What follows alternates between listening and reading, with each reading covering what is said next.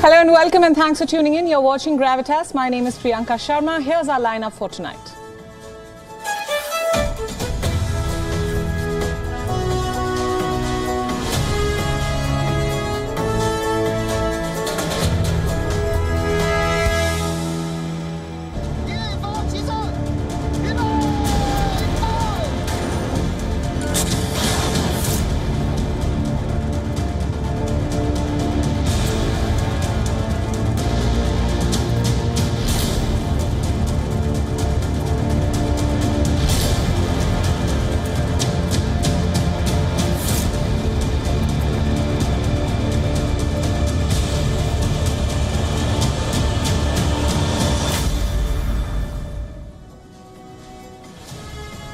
We all know what goes on in Xinjiang. We all know about the dire situation of the Uyghur Muslims in China. We all know about the abuse that goes on in these torture camps. It's modern-day slavery. What if I told you tonight that China is eyeing another target for its repression tactics, Tibet? A new report has emerged. It has satellite data as evidence, and it shows us detention facilities. These are in Tibet. There are high-security prisons. Tools of repression are being used. Research says that this is Xinjiang all over again. So tonight on Gravitas, we tell you the story of China's torture centers in Tibet. Stay with me. Also on the show, during a gripping congressional hearing, a former American intelligence officer has made some shocking revelations. He says the US is in possession of alien crafts and non-human biologics. He said all this under oath to Congress. Is America hiding UFOs? And amid all this talk of UFOs, the American president is too busy making tall claims. While his son stands accused of grave crimes, Joe Biden says that his administration has ended cancer. Is there no cancer in Biden's America? What led him to make this gaffe? We'll discuss. The Pakistan Defence Minister says women are garbage. More specifically, he says that women in the Pakistan Tehreek-e-Insaf party are garbage left by Imran Khan. Women are rightfully lashing out, but what about the women in his own party? And in a shocking and deplorable incident, one company in India has rejected a woman's job application because she was too fair. What's going on here? We shall discuss all this and more on the show tonight. Our cover story tonight is from Tibet. Once known across the world as a forbidden land, today it has become China's laboratory of repression. A hunting ground of sorts for Xi Jinping's policy of so-called ethnic assimilation. We've reported on it several times on this show. Tonight, we come to you with more proof. A new report says that China has set up torture camps in Tibet. High-security detention facilities that are being used to hammer Tibet's unique identity and alter the Tibetan way of life. We've heard this story before. The report has been compiled by the RAND Europe Research Institute. It conducted a nighttime analysis of satellite imagery from Tibet, and the findings are striking. There are at least 79 detention facilities across the Tibet Autonomous Region. They most likely provide low-level detention and short-term jail functions. These facilities show patterns of growth in nighttime lighting since the year 2019, and this trend may suggest a shift towards longer detentions and nighttime labor. Take a look at this map now. It claims to show the exact locations of these camps. There are at least 10 high-security prisons, mostly located in Tibet's Ningtari prefecture. 4 high-security detention centers, mostly in the Chamdo and Nangchu prefecture. And more than 24 low-security detention centers that are spread across Shigatse, Loka, and even Tibet's capital, Lhasa. So what exactly happens inside these camps? Well, this is what the report doesn't tell us. But there's enough evidence from the past to give us a sense. Like these pictures. China's state media published them in 2020. These are Tibetans. They are dressed in military fatigue. One of them shows men practicing painting. Another photo shows Tibetan women. They are being trained to become restaurant waitresses. But why do they wear military fatigues. Who is training them? Drill sergeants from the People's Armed Police. This is a Chinese paramilitary organization. It is responsible for internal security, riot control, anti-terrorism, disaster response and law enforcement. Surely the Chinese paramilitary is not there to simply teach Tibetans life skills. Let me be clear, this is about crushing the opposition against the Chinese state. My point is simple. China would have you believe that these Tibetans are undergoing so-called vocational training. But the world knows better. The world has heard this before and seen this before. Remember how Muslims are being trained in Xinjiang. They are being crushed, rewired, brainwashed to toe the Communist Party line. By all means, the same is happening in Tibet now. Reports say these centers are places unlike anywhere on earth. Tibetans here are subjected to political indoctrination. They are forced to memorize communist principles. Those who disobey are tortured. They face solitary confinement. They are left without food, water, and sleep. Is this vocational training? They are released only when they succumb, of course, to beliefs of communism and atheist China. But a release doesn't mean that they're set free. It means they are put in an open jail. They cannot celebrate their festivals. They cannot wear their traditional dress. And they can't even think about traveling abroad. Many of them don't even have passports. Getting a passport is harder for a Tibetan than getting into heaven. These are not my words. This is what Human Rights Watch reported in 2015. What about international support? Do they get any? The answer is no. China has cut off any international support for the Free Tibet movement. It goes after anyone and everyone who speaks about it. It doesn't matter who they are. For example, the case of Lady Gaga. In 2016, she met with the Dalai Lama in Indianapolis. How did China respond? It banned Lady Gaga. The singer was added to a list of hostile foreign forces. China is cracking down hard on Tibetans the world over. According to a report, China secured a contentious extradition treaty with Nepal 2 years back. One of the proposals includes the extradition of newly arrived Tibetan refugees from Nepal. The agreement was widely opposed, but the Chinese managed to clinch the agreement in secret. China also hires spies to snoop on Tibetans abroad. This report came out in 2020. An officer of the New York Police Department was accused of spying on Tibetans for China.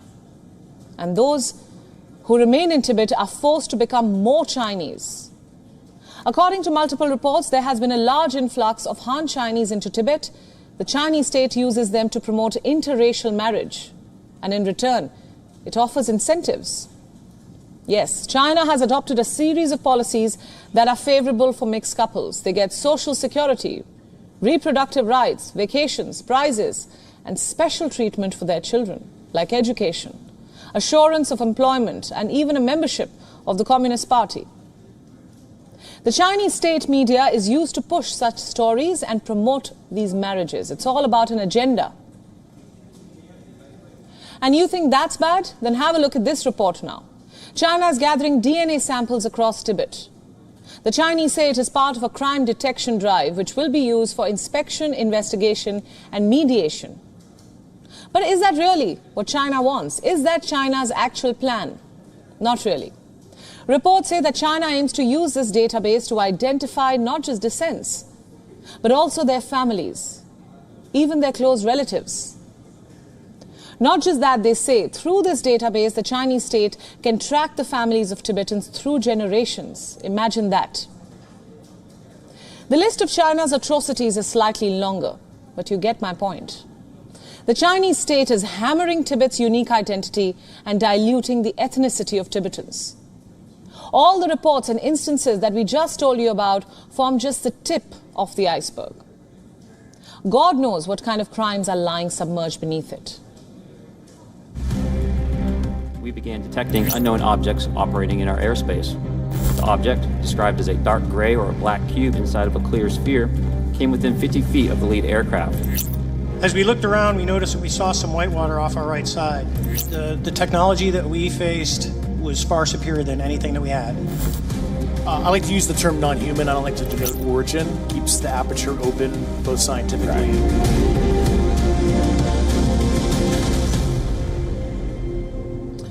Is America hiding alien technology? Is it privy to extraterrestrial life? For decades, alien optimists have been asking these questions. This afternoon, they got another reason to. Courtesy these three men. Former U.S. Navy pilot Ryan Graves, former U.S. Navy Commander David Fravor, and former U.S. intelligence officer David Grush. Earlier today, all three of them testified before the U.S. Congress. The hearing was held by the House Oversight and Accountability Committee. It had both Republican and Democrat lawmakers on board. So what did the three witnesses talk about?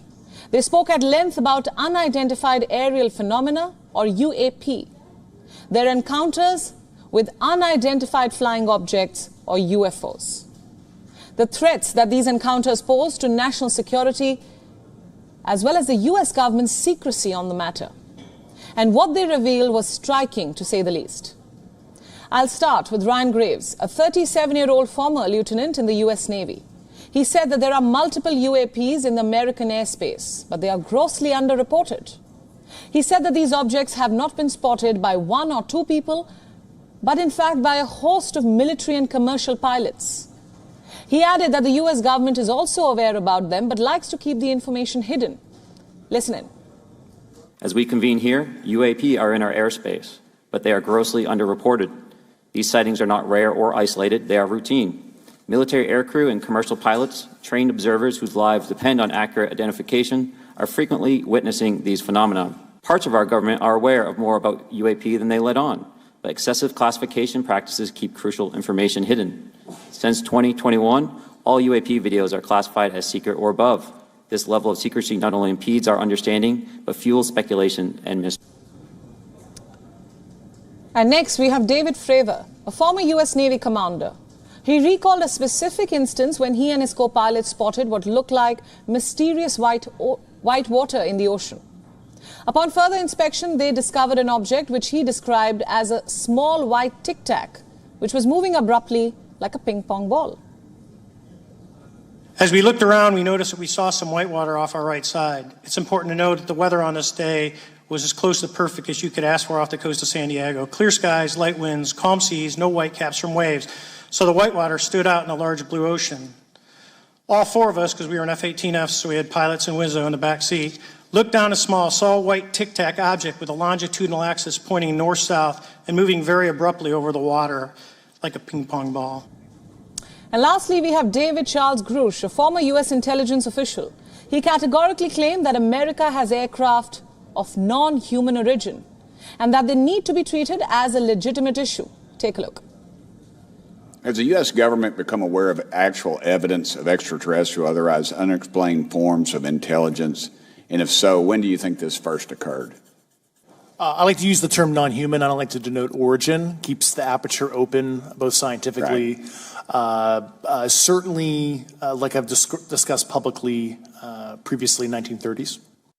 Last week, White House NSC spokesman John Kirby stated that UAPs are having an impact on our training ranges and need to be treated as a legitimate issue. Do you concur with his statements? That's for each of you. Yes. Yes. Yeah. So there are not one, not two, but three credible people who claim that the U.S. is hiding alien life. How do we view this? Are their claims even credible? Well, in the past, a UFO expert in the U.S. who would have made similar claims might have been discredited by many, but these men have credentials that are worth taking seriously. Ryan Graves is a former F-18 pilot who was apparently deployed in Operation Enduring Freedom, the official name for America's war in Afghanistan and the larger war on terrorism. David Charles Grush is a combat veteran of Afghanistan. He was a member of the Unidentified Aerial Phenomena Task Force, a program run by the Office of Naval Intelligence to investigate UFO sightings. And David Fravor is a graduate from the Top Gun Naval Flight School. He was one of the commanders of the F-18 squadron on board the USS Nimitz. He first claimed to have spotted a UFO during a flight off the coast of Southern California way back in 2004. So all three men have impressive credentials. It's unlikely that they would make such claims for fame.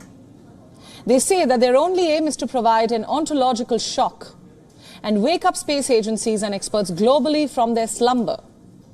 The question is, will their efforts bear fruit? We don't know. You see, America has conducted a total of 12 government-funded investigations on unidentified flying objects. Project Blue Book, Project Grudge, Project Serpo, Project Sign, Project Silverbug, to name a few. But all of these investigations have either been suspended or ended without any concrete answers. Why just America? Scientists around the world have spent their entire lifetime searching for signs of other civilizations. Some have conceded that we've got the cosmos to ourselves. Some highly doubt that that's the case. None of them have said that aliens are visiting us in UFOs. Well, not yet. But then again, good science takes time, and the human desire for scientific advancement, exploration, is insatiable. Here's hoping the testimony of these three gentlemen is able to trigger research and investigation that can finally give us some answers and some much-needed closure. Let's now shift our focus to Ukraine. While the war-torn nation focuses on its counter-offensive towards the south, it seems that some of its officials are not taking the war seriously. Authorities are now investigating an MP who allegedly took a holiday to the Maldives. Yes, this is true. Reports say the MP faked sick leave and stayed in a luxury hotel on the islands. The Member of Parliament has handed in his resignation while investigators are searching his home for proof of the holiday. So I ask, how did the MP pull off a holiday while his country is at war? The man in question is Yuri Aristov, a member of Zelensky's ruling Servant of the People Party. Aristov took a sick leave and went abroad from June 5th to July 22nd. Now that's a month-and-a-half-long sick leave. He spent 3 days in a business trip to Poland, but investigators later found him on the private island of Itafushi in the Maldives. Yes, Aristov was with his family in a luxury resort which is only accessible by a yacht. The 48-year-old former MP has made a big mistake. You see, Ukraine's martial law regulations bar men aged from 18 to 60 years from leaving the country. The country is at war after all. Men of conscription age that is, need special permission to leave the country. Nor did Aristov only fake his sick leave, he went on a holiday while lying to his people, the same people who are fighting a war. The security services have now opened a criminal case against Aristov. If he's found guilty, the former MP could face 3 years in prison. So who is Yuri Aristov? Reports say that the former MP was also the deputy head of the Parliament's Committee on National Security. He and President Zelensky were previously business partners in a restaurant business as well. And now Zelensky doesn't seem too happy with Aristov. The president has denounced Aristov's betrayal of Ukraine. He said, "When you constantly see and feel the moral strength gained for Ukraine by our warriors, our people who are doing everything possible, any internal betrayal or any personal enrichment instead of Ukraine's interests triggers fury at the very least." The investigation into Aristov echoes the expelling of Mykola Shivenchko. Shivenchko was the former servant of the people, lawmaker. Why was he kicked out? The man posted a video of himself swimming in Thailand while his country was at war. He said that he was acting exclusively in the interests of Ukraine. How? His excuse was that he was on a business trip with approval of party leaders, but Parliament Speaker said that he never approved such a trip. You see, Ukraine has been plagued by high-level corruption. More than a dozen senior officials were dismissed or they resigned early this year. That was the biggest shake-up of Ukraine's ruling class since the start of the war. In January, several top officials were dismissed, including Deputy Prosecutor General Olesky Simonenko, Deputy Minister for Development of Communities and Territories Ivan Lukeria, Deputy Minister for Social Policy Vitaly Muzichenko, and the regional governors of Dnipropetrovsk, Zaporizhia, Kyiv, Sumy, and Kherson. You see, Ukraine has a history of corruption. In 2021, Transparency International ranked Ukraine at 122 out of 180 nations in the list of corrupt states. Will Ukraine sweep out more officials like Aristov? Is Ukraine's corruption indirectly delaying its counter-offensive? These are questions that need to be asked. Let's shift our focus to the United States now. Possibly due to the pressure of his son's court cases or under the weight of the nation's expectations, the gaffe-prone President Joe Biden has made a tall claim during his recent speech. You have to believe this. Biden said that his administration ended cancer as we know it. Yes, this is the incumbent president saying this. Critics are asking whether it's a slip of the tongue or does he actually think or believe that he has cured cancer. Did Biden confuse cancer with the seasonal flu? Take a look. If you could do anything at all, Joe, what would you do? I said I'd cure cancer. They looked at me like, why cancer? Because no one thinks we can. That's why, and we can.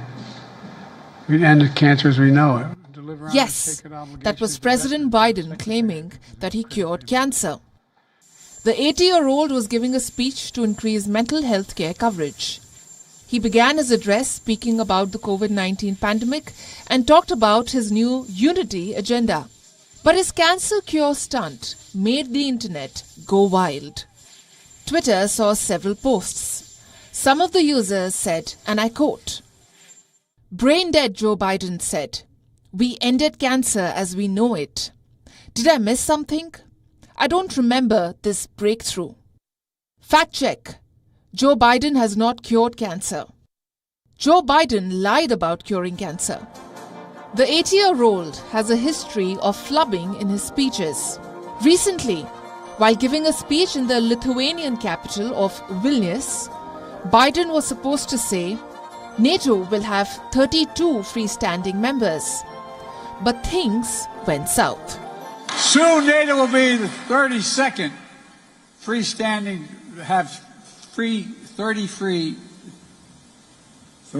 freestanding members standing together to defend our people and our territory.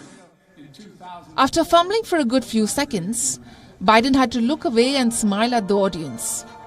Let us remind you, the speech came after the NATO summit which talked about the membership of Ukraine. The members also discussed the US's decision to send cluster munitions to Ukraine. It is quite clear that Biden could have been more careful during such a sensitive speech. But it's quite apparent the president can't control his tongue from slipping.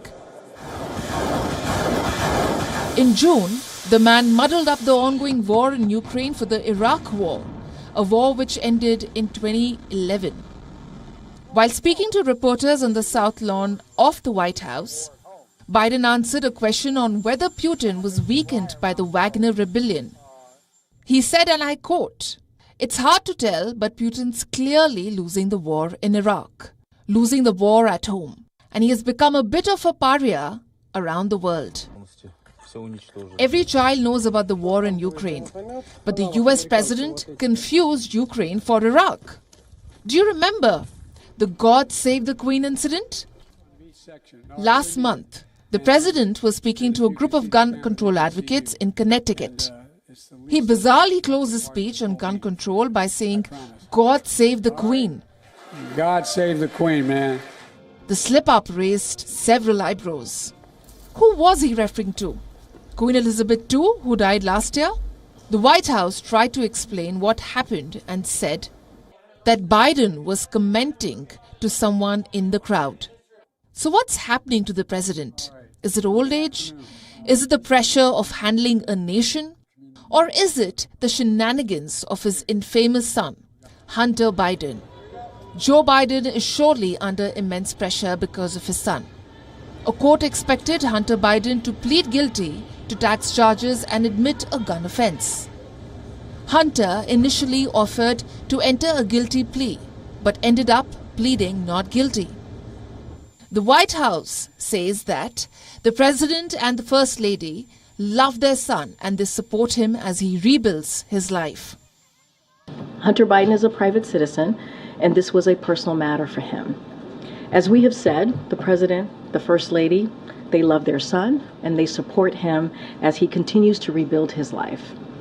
This case was handled independently, as all of you know, by the Justice Department under the leadership of a prosecutor appointed by the former president, President Trump. This is the first time the Justice Department has charged the child of a sitting president. That is enough to scar a president's image. Biden is also facing criticism for sending cluster munitions to Ukraine. The man is also facing the heat of the upcoming presidential elections. Will Biden slowly lose his mind due to the piling pressure? Will old age get the better of this US president? First of all, thanks. Thanks for coming. Staying with the US, what price are you willing to pay to live your American dream? A woman from Hyderabad paid with her health and sanity, something she didn't see coming. Before I tell you more, take a look at this video. आपका नाम भी भूल गया. मेरा नाम मिनहाज पर वो paramedics पूरा नाम मिनहाज जैदी उन्हें लेके गए मेरे को हॉस्पिटल वाले साथ दिए पैरामेडिक्स वाले साथ. Her full name is Saida Lulu Minhaj Zaidi. As you can see in this video, she was facing trouble recalling her own name. She looks malnourished, disoriented. There are bandages on her hand. She's asking for food on the streets of Chicago. This is not what she had planned. This is not how she was when she lived in India. Here, she graduated from the Shadan College of Telangana. She was also a professor. Her parents say she was driven and brilliant in academics. To pursue her higher education, she went to the United States in 2021. She wanted to live her American dream, even secured admission in the Trine University in Detroit. As her mother shares, she was doing quite well for herself. So how then did she end up on the streets of Chicago? Things went down 2 months ago. Minhaj was robbed. She lost her bag, certificates, phone, money, clothes. Can you imagine the horror? Losing everything in a foreign country, having nowhere to go, nothing to eat, nobody to call, or even a phone to do that. Minhaj's family lost contact with her. They were worried sick, with no clue what to do. Their daughter had gone missing on foreign soil. Fortunately, 2 young people from Hyderabad spotted her. They saw she was on the verge of starvation. They informed an activist from the Muslim community in Chicago. Her video was circulated on Twitter. Unfortunately, Minhaj still had her visa and passport. The pictures ultimately reached her parents in India.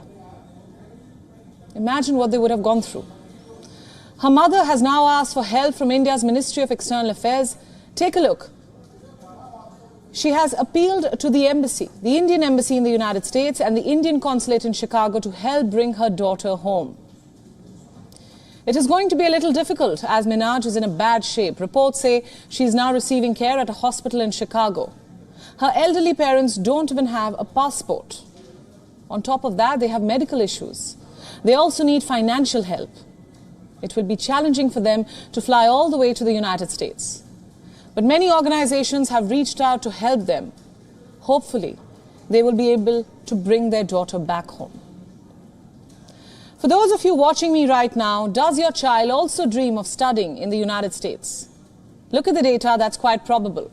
As of 2022, Indians formed 21% of the total international student population in America. In the year 2021 to 2022, 200,000 students went to the United States. Minhaj was one of them. But would you want your child to end up like her, robbed, starved, sleeping on the streets? I don't mean to scare you, but it's not easy surviving in America. Racism is thriving. There have been more than 377 mass shootings since the beginning of this year alone. There is a drug epidemic going on in the country. Last year itself, more than 100,000 9,000 Americans died due to drug overdose. Every street, every corner reeks of marijuana. Then, of course, there is a rising cost of living.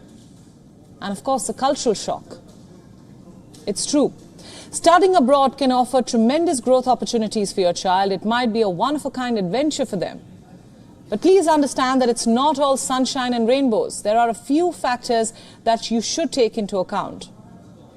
Is there anyone who can take care of them in the country? A local guardian, perhaps, towards whom they can turn to for help. Are you financially stable enough? Can you fly there if there is an emergency? These are the things you must consider before getting that student visa. Keep a solid backup plan in place should things go south. I'm not stopping you from pursuing your American dream. All I'm saying is it comes at a cost. Weigh in all the factors before making the big move. Do your due diligence. Don't let the idea of the American dream fool you into thinking that it's all going to be sunshine and rainbows. Don't make a hasty decision. Let's move on now. Politicians and bureaucrats are expected to be of high moral character. After all, they man important offices that affect a lot of lives. It's easy to forget that the people manning these offices are in the end people like you and me. They are also part of the same society like you and me. Their habits, acts, their conduct, all are molded by this very society. Our next story is about one such person in the high ranks who did not behave in the way society expected him to. Take a look. 16th of June was a usual day in a duty-free shop at the Oslo airport until this happened. Well, a customer walking out of a store without paying is not unusual per se. Shoplifting is pretty common even at international airports. But what makes this incident unusual is this man, Bjørnar Moxnes, a Norwegian political leader. He leads Norway's Red Party, which has 8 lawmakers in the parliament. This man was caught on camera stealing not one, but 2 luxury sunglasses from the store. The footage soon went viral. And how did the politician react? He called in sick. Yes, he actually did that. But after a whole month, he had to come out and own what he did. Moxnes resigned from his party post on July 24th. He says he has no adequate explanation for what he did. He calls his act stupid, which it obviously is. But stealing is not just stupid, it is also against the law. So on June 30th, police charged the politician. He was fined around $296 for stealing the sunglasses worth $115. And this is not a standalone incident of people in high ranks indulging in petty acts of theft. A few years earlier, a high-ranking Pakistani official was caught on camera stealing a wallet of a Kuwaiti official. The wallet was left by a member of Kuwaiti delegation visiting Pakistan, and the officer of Pakistan's finance ministry did not own the act until the footage was produced before him. Incidents like these are nothing but a reminder that people manning high-ranking offices are also part of the same society like ours. They have the same habits, weaknesses, and pitfalls like any other human. So if shoplifting is common in the society in which we live, it was only a matter of time that a high-ranking official or politician or actor is caught doing the same. Bureau Report, WION World is One. Our next story is a heartbreaking tale. A tale of great efforts and yet an inexplicable tragic ending. The world had been rooting for this port of Wales.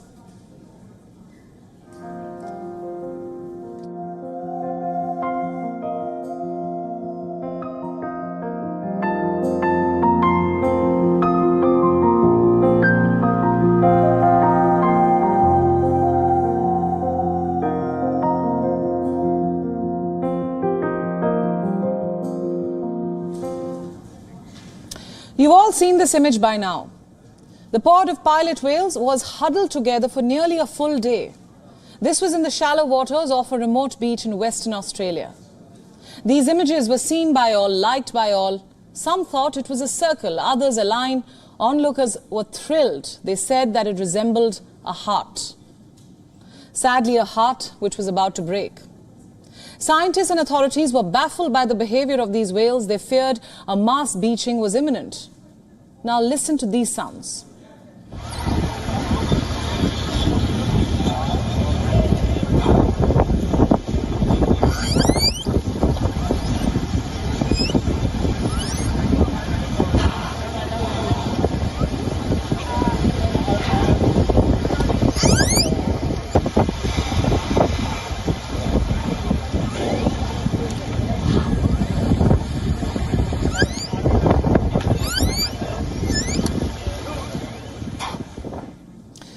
These may sound like whistles, but they are actually cries for help.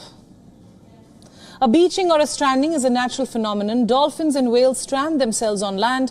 They end up dying due to dehydration, collapsing under their own weight.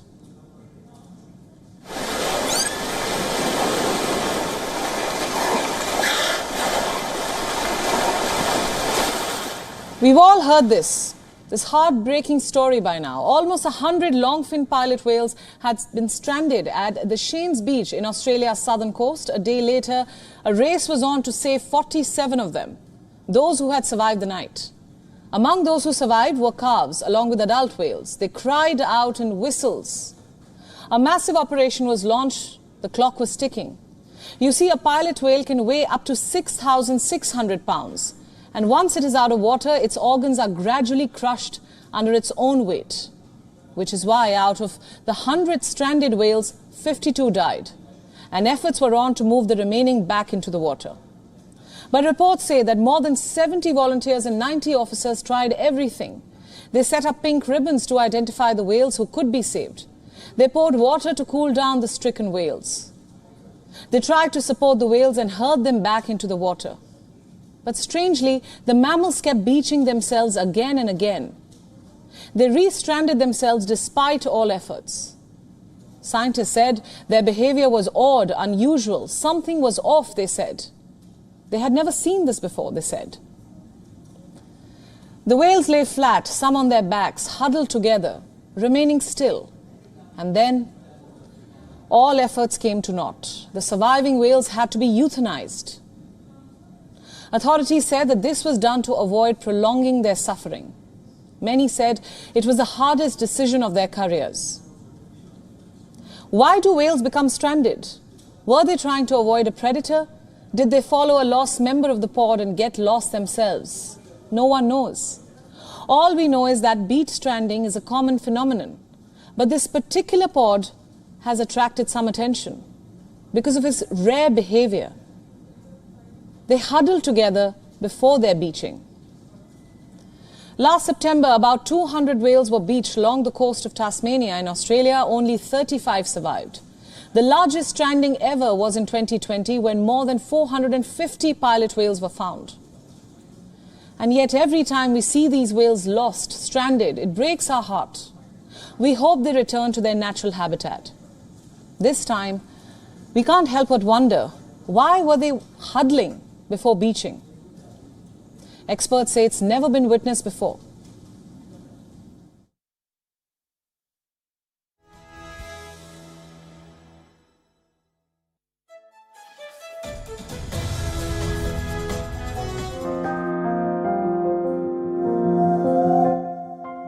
Formed before the heart broke, sadly.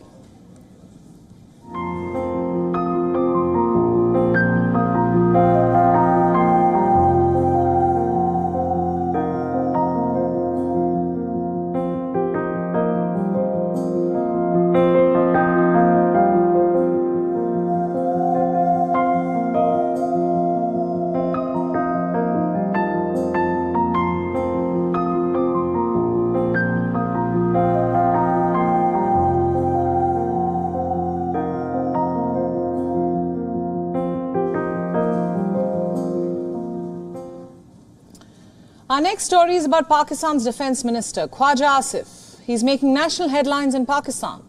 What for? For a sexist vitriol he unleashed against women leaders in the opposition.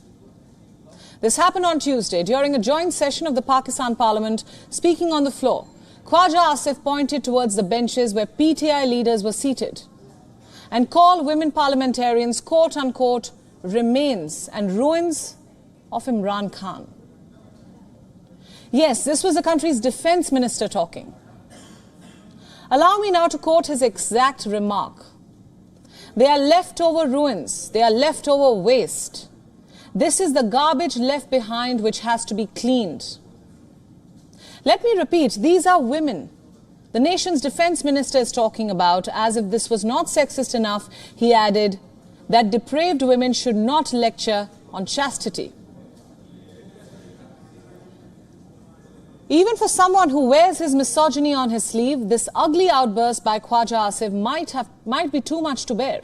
I mean, it's one thing to disagree with an opposition leader, but calling women parliamentarians garbage and ruins is truly the pits of political discourse.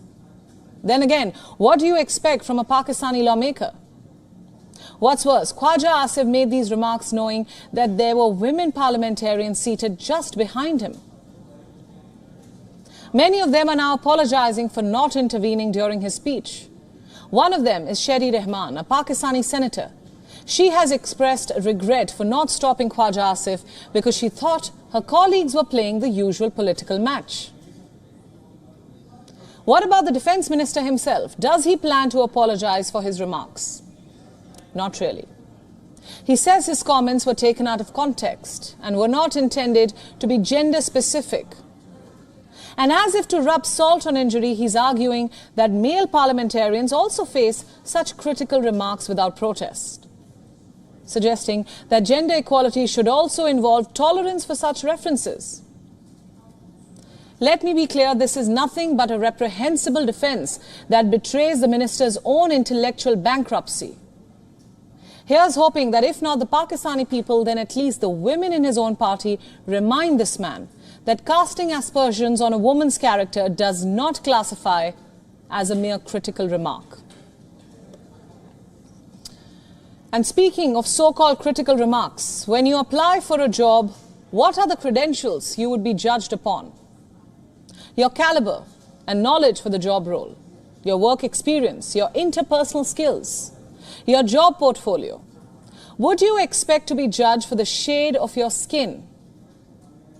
Is that even relevant to the job?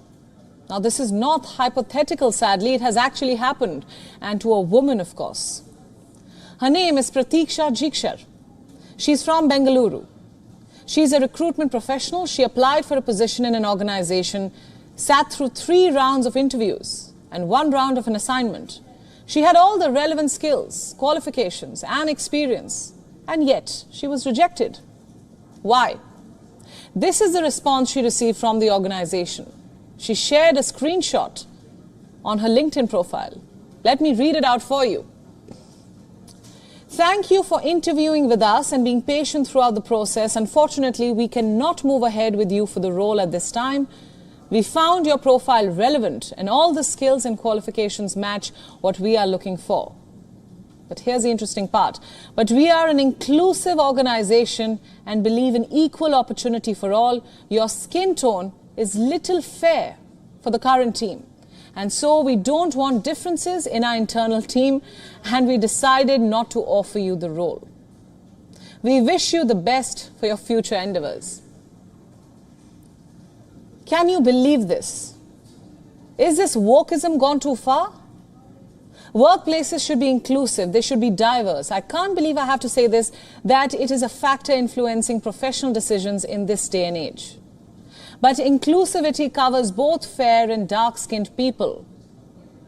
On the one hand, this organization claims that it believes in equal opportunity, and on the other hand, it is rejecting someone based on their skin color. She's too fair, they said. Netizens are finding it bizarre to believe. And yes, these aren't the words you would expect from HR. But there have been plenty of instances when such unthinkable things have happened. Remember the Gates office controversy. Instead of being questioned for their skills and knowledge, female, and I repeat, only female applicants were asked all sorts of inappropriate questions. They were interrogated about extramarital affairs. They were asked if they had nude images on their phones, if they ever contracted a sexually transmitted disease, if they ever danced for dollars, what kind of pornography did they prefer?